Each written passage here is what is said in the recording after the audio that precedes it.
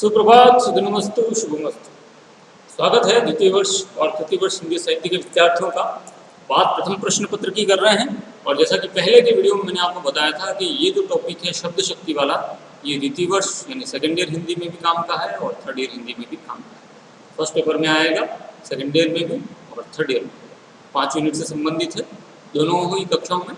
तो काव्य शास्त्र में शब्द शक्ति का क्या औचित्य है, क्या महत्व है, शब्द शक्ति किसे कहते हैं, उसका अर्थ क्या है, उसके कितने प्रकार हैं, उदाहरणों के साथ हम उसकी समीक्षा करने जा रहे हैं।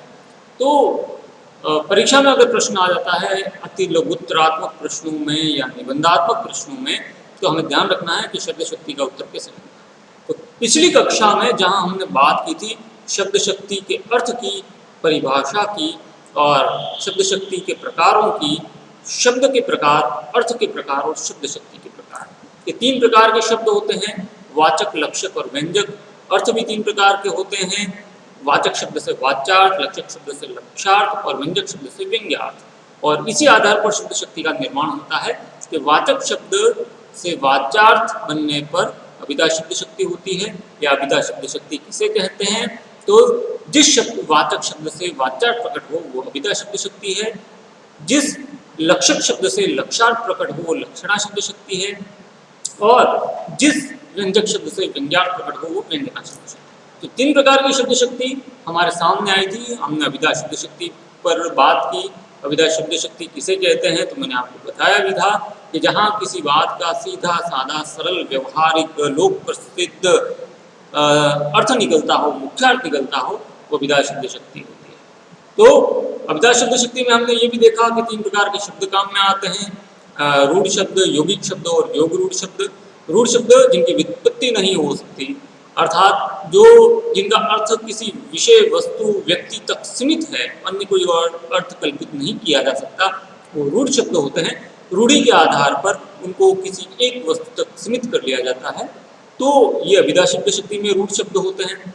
योग रूढ़ जो योग से भी बने हैं, जिनकी व्युत्पत्ति हुई है, अर्थात जो अवयवों से, उपसर्ग, प्रत्यय, संधि, समास के योग से बनने वाले शब्द हैं, उनको हम यौगिक शब्द कहते हैं। और इस प्रकार के शब्द अगर होते हैं तो वो भी अभिधा शब्द शक्ति में होते हैं। और तीसरे प्रकार में आता है योग रूढ़, अर्थात जो रूढ़ तो हैं, योग से भी बने हुए हैं, अर्थात जो योग से बने हैं और साथ में किसी एक अर्थ तक सीमित हैं, उनको हम योग रूढ़ शब्द। तो विद्यार्थियों, ये अभिधा शब्द शक्ति थी। अब हम बात करेंगे अगली शब्द शक्ति पर, लक्षणा शब्द शक्ति। तो शुरू करते हैं आज की कक्षा, लक्षणा शब्द शक्ति।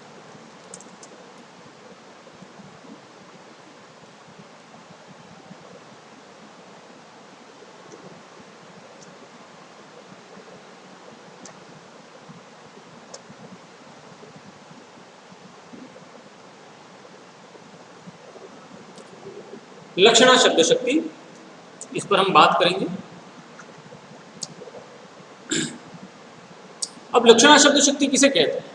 तो जहां अभिधा में मुख्यार्थ प्रकट हो रहा था, अब लक्षणा शब्द शक्ति में क्या है कि लक्षणा शब्द शक्ति में हमने देखा कि 2 प्रकार के शब्द होते हैं, लक्षक शब्द और लक्षार्थ। तो लक्षक शब्द के द्वारा अगर लक्षार्थ प्रकट हो, लक्षण प्रकट हो किसी शब्द के द्वारा, तो वहां अभिधा शब्द शक्ति होती, लक्षणा शब्द शक्ति होती है। तो लक्षणा शब्द शक्ति में मुख्यार्थ, वाच्यार्थ या अभिधेयार्थ क्या होता है? बाधित हो जाता है, लेकिन पूरी तरह से छूटता नहीं है। और वहां संकेत लक्षणों के आधार पर किसी और वस्तु को किया जाए, वहां लक्षणा शब्द शक्ति होती है। जैसे राम गाय है, अब यहाँ पर राम की तुलना किससे की गई? गाय से की गई। तो राम को गाय कहने से वो गाय बना नहीं, अभी तो गाय के लक्षण हमें राम पर आरोपित हो रहे हैं। अब मस्तिष्क में प्रश्न आना चाहिए कि गाय के लक्षण क्या हैं। तो गाय की अगर हम कल्पना करें तो गाय करुणा की मूर्ति है, सीधी सादी है, भोली भाली है।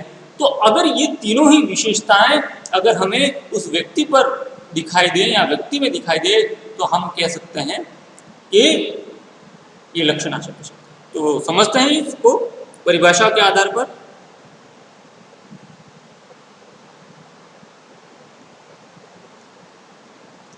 मुख्यार्थ की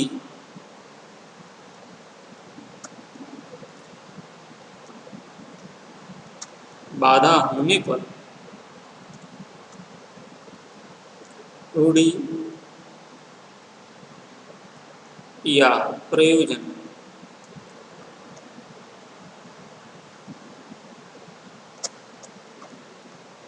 के कारण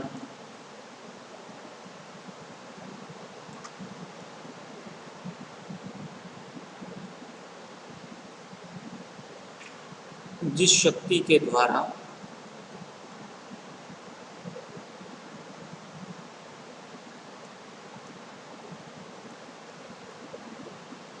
मुख्यार्थ संबंध अन्य अर्थ की प्राप्ति हो,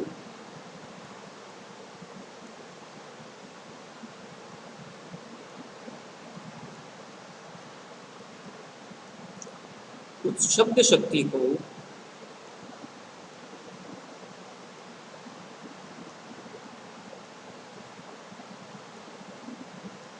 लक्षणा कहा जाता है।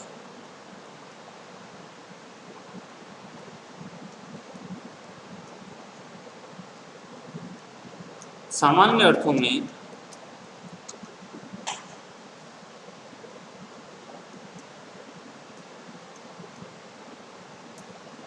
जहां शब्दों के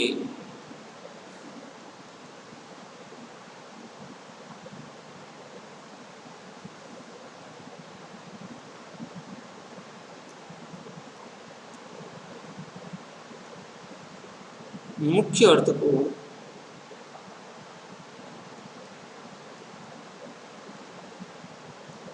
बाधित कर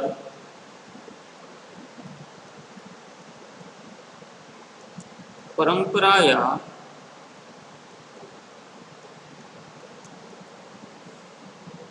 लक्षणों के आधार पर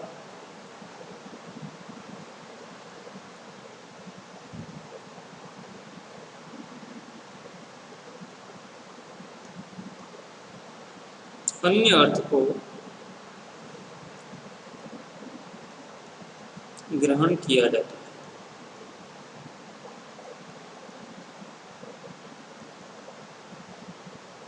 उसे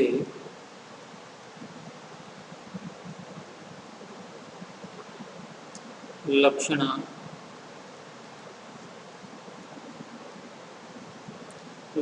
मुख्यार्थ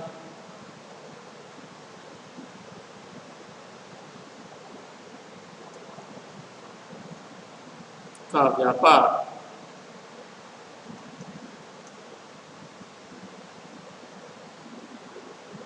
है।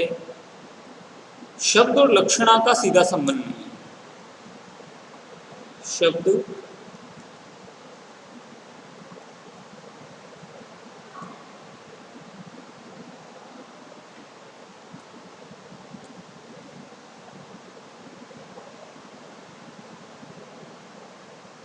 लक्षणा का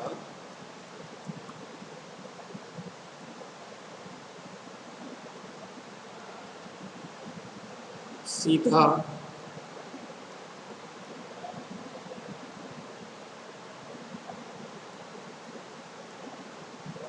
नहीं है। इसके बीच वाच्यार्थ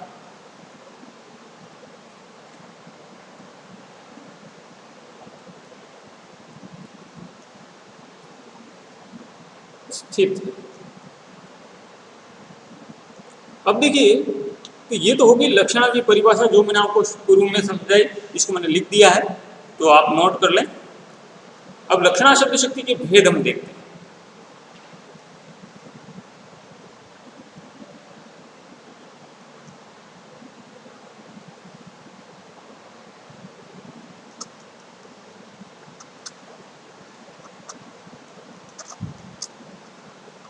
तो लक्षणा शब्द शक्ति के क्या भेद होंगे?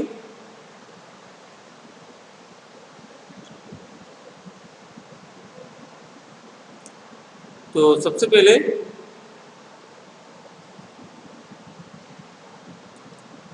हमें समझना होगा लक्षणा शब्द शक्ति के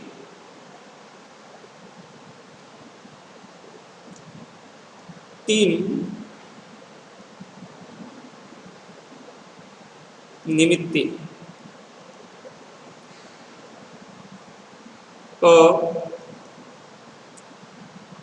मुख्यार्थ बोध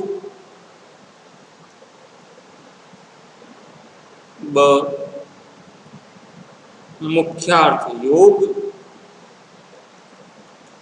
और स रूढ़ि या प्रयोजन। इसी के आधार पर लक्षणा शब्द शक्ति के भेद बनेंगे। प्रयोजन देखते हैं, इसको उदाहरण के द्वारा समझते हैं तीनों को। यदि हम कहें कि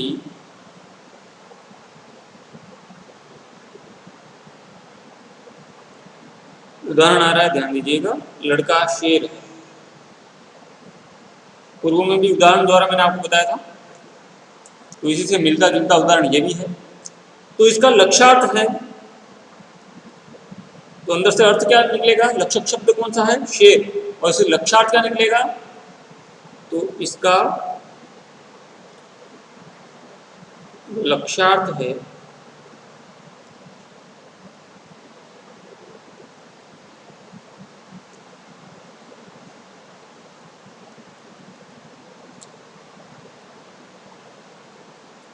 लड़का नीडर।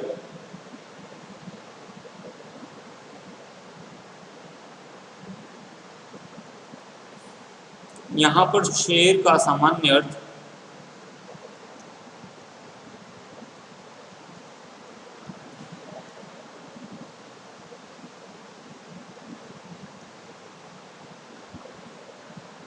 अभीष्ट नहीं है।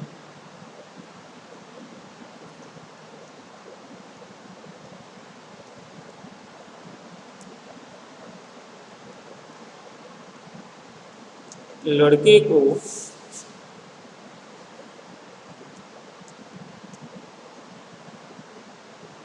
नीडर बताने के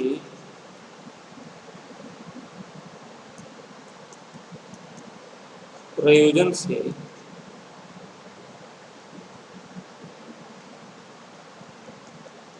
उसके लिए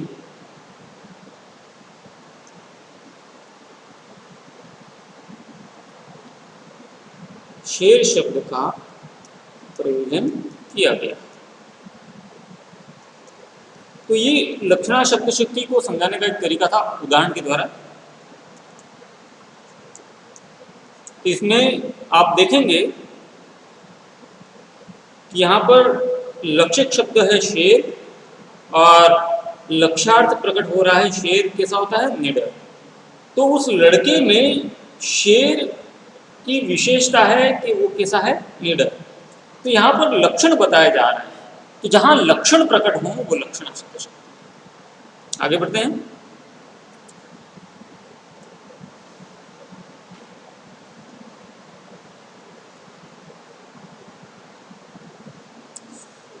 लक्षणा शब्द शक्ति के भेद।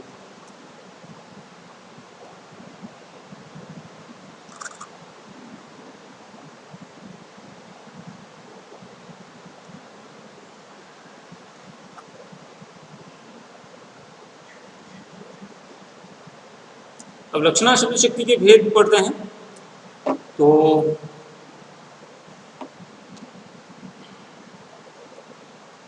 दो प्रमुख भेद हमारे सामने आते हैं।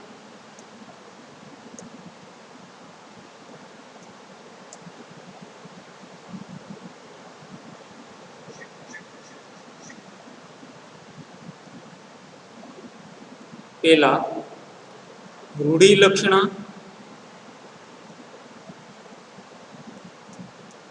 और दूसरा प्रयोजनवृत्ति लक्षण।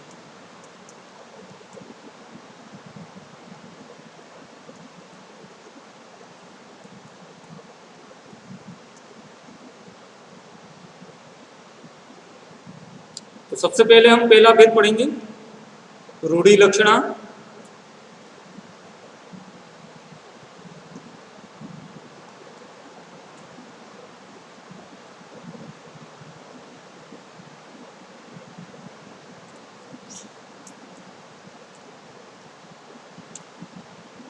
जहां किसी शब्द के, किसे कहेंगे रूढ़ि लक्षणा, तो इसकी परिभाषा है जहां किसी शब्द के नियत सांकेतिक अर्थ को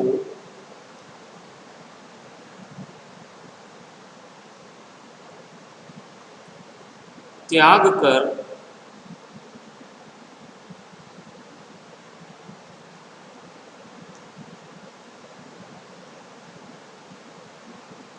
उससे भिन्न अन्य अर्थ या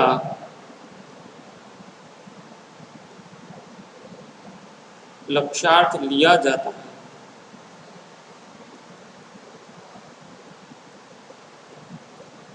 जो बहुत दिनों से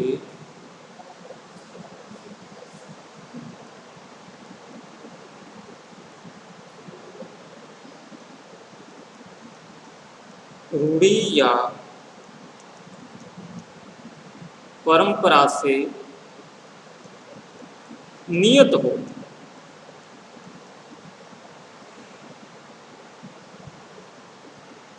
वहां रूढ़ि लक्षणा होती।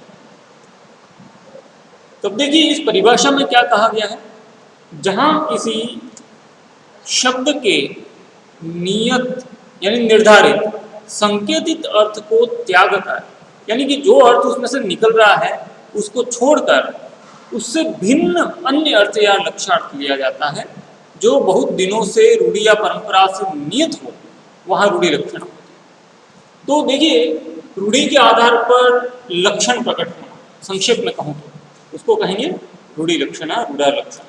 अब देखते हैं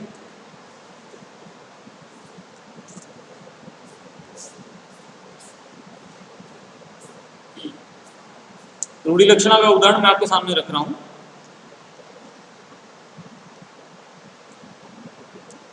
तुलसीदास जी की पंक्तियां हैं कवितावली की, पद्य की पंक्तियां आपके सामने रख रहा हूं।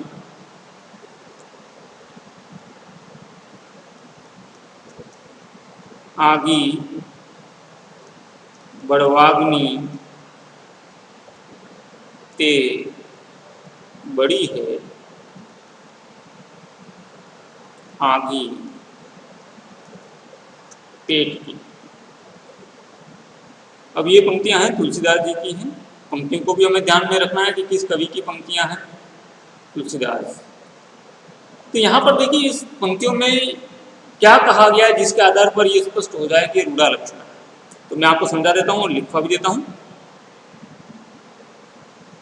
इन पंक्तियों में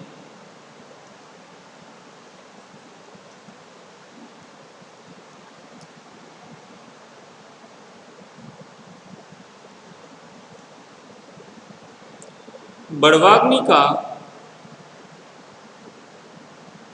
मुख्य अर्थ, बड़वाग्नि किसे कहते हैं, समुद्र में लगने वाली आग, ये सामान्य अर्थ है इसका, नियत अर्थ है वाली आग है। लेकिन तुलसीदास जी क्या कहना चाह रहे हैं, परंतु रूढ़ा लक्षणा का प्रयोग करते हुए क्या कहते हैं, परंतु पेट में आग नहीं, क्या लगती है, भूख लगती।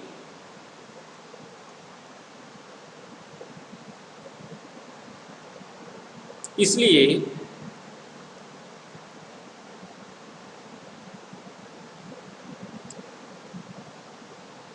मुख्यार्थ की बाधा है।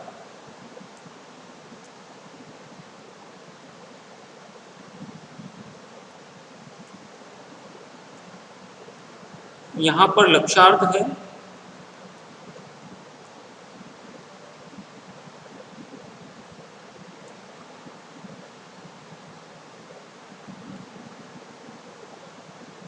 यहां पर लक्ष्यार्थ है। क्या लक्ष्यार्थ प्रकट होगा, तीव्र भूख लगना,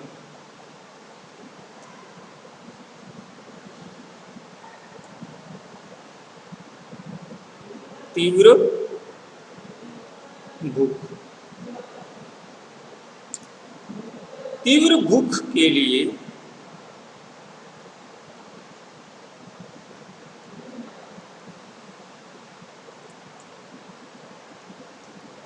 पेट में आग लगना,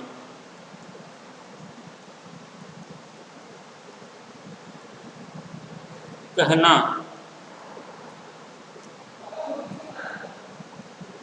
रूढ़ी है।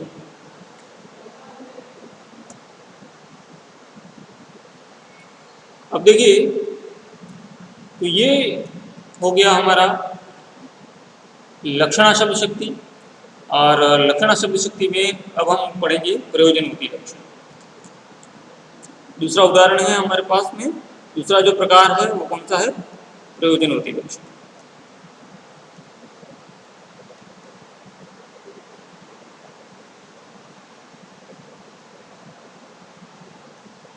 प्रयोजनवती लक्षणा किसी विशेष प्रयोजन से लक्षणों के लक्षण प्रकट करना प्रयोजनवती लक्षणा होता है। इसको विशेष संदर्भ में अपन देखेंगे। किसे कहेंगे? तो परिभाषा पर ध्यान दीजिएगा। मुख्य अर्थ के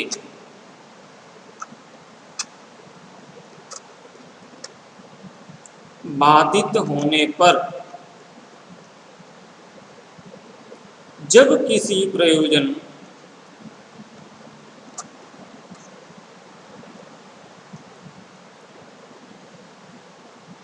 के लिए किसी विशेष अभियान से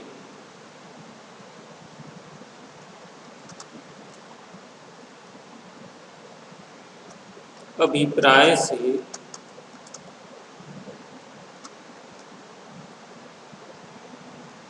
मुख्य अर्थ से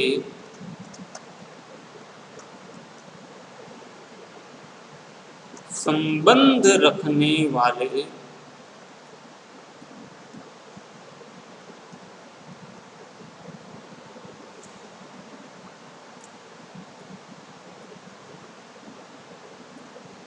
किसी भिन्न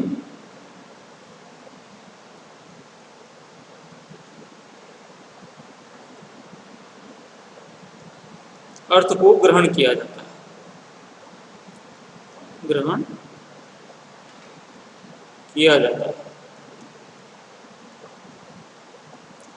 तो उसे क्या कहेंगे? तो उसे प्रयोजनवती लक्षण कहेंगे। तो उसे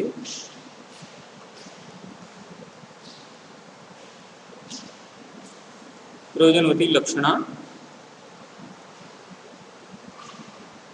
कहा जाता है।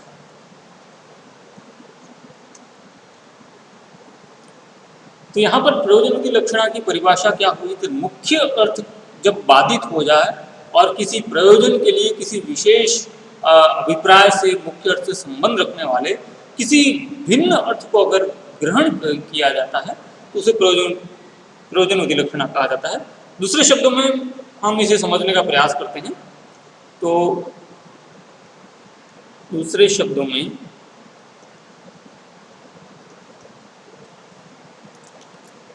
जहां किसी शब्द का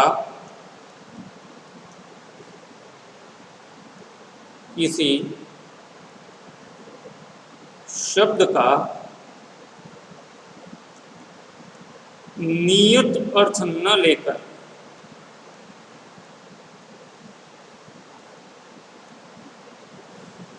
उससे भिन्न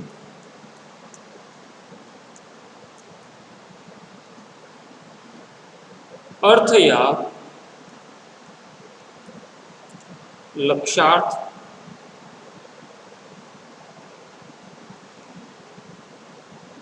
किसी विशेष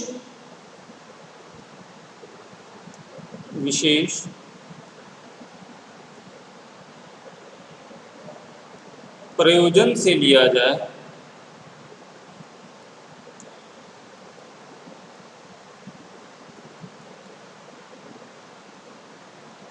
तो वहां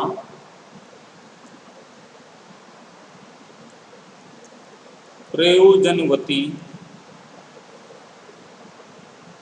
लक्षणा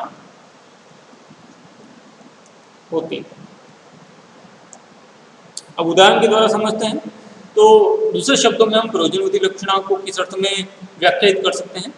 तो जहाँ किसी शब्द का नियत अर्थ न लेकर उससे भिन्न अर्थ या लक्षार्थ किसी विशेष प्रयोजन से लिया जाए तो वहाँ प्रयोजनवती लक्षणा होती है। तो मुख्य बात क्या है इसमें? तो मुख्य बात है किसी विशेष प्रयोजन से लक्षार्थ है। लक्षार्थ किसी विशेष प्रयोजन से लिया जाए तो वहाँ प्रयोजनवती लक्षणा होती है। अब उदाहरण के द्वारा समझते हैं इस चीज को।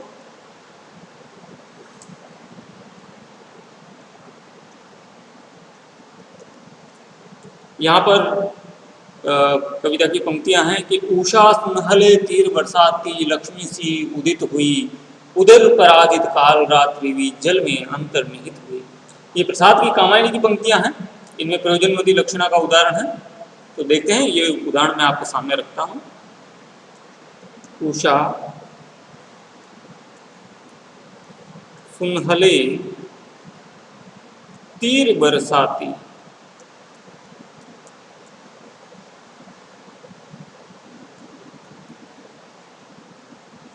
जय लक्ष्मी सी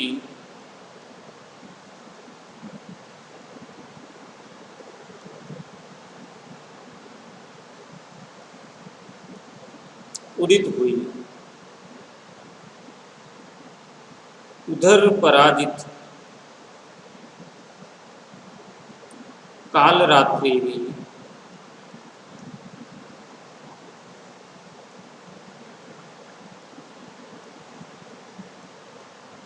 जल में अंतर्निहित हुई। तो ये प्रसाद की कामायनी है।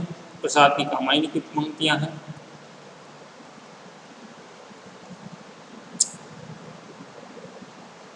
अब देखते हैं इन पंक्तियों में, यहां पर तीर का मुख्य अर्थ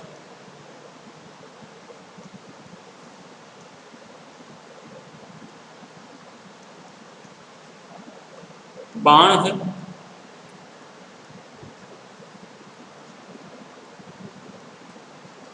पर लक्ष्यार्थ सूर्य की किरण है।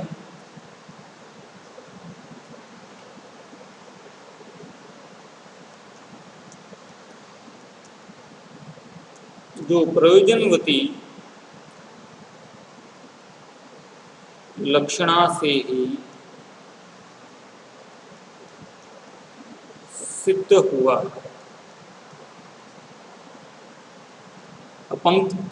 एक और उदाहरण मैं आपके सामने रखूंगा। ये पहला उदाहरण था, दूसरा उदाहरण आपके सामने रखते हैं। और दूसरे उदाहरण में पंथ की पंक्तियां मैं आपके सामने रख रहा हूं कि तुम शुद्ध बुद्ध आत्मा केवल हे चीर पुराण है चीर नवीन। ये पंत की पंक्तियां हैं, गांधी कविता से है, बापू के प्रति कविता आपने प्रथम वर्ष में पढ़ी होगी इसमें। तो यहाँ पर देखिए,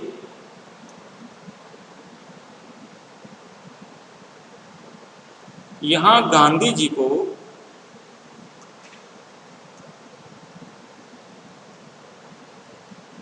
निर्विकार तथा अत्यंत पवित्र सिद्ध करने के प्रयोजन से ही उन्हें क्या कहा गया है? आत्मा कहा गया।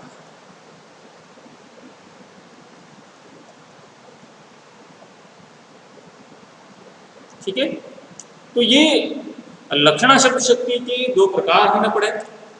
कौन कौन से?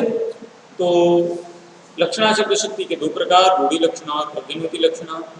लक्षक शब्द से लक्षार्थ प्रकट हो वहाँ लक्षणा शब्द शक्ति होती है।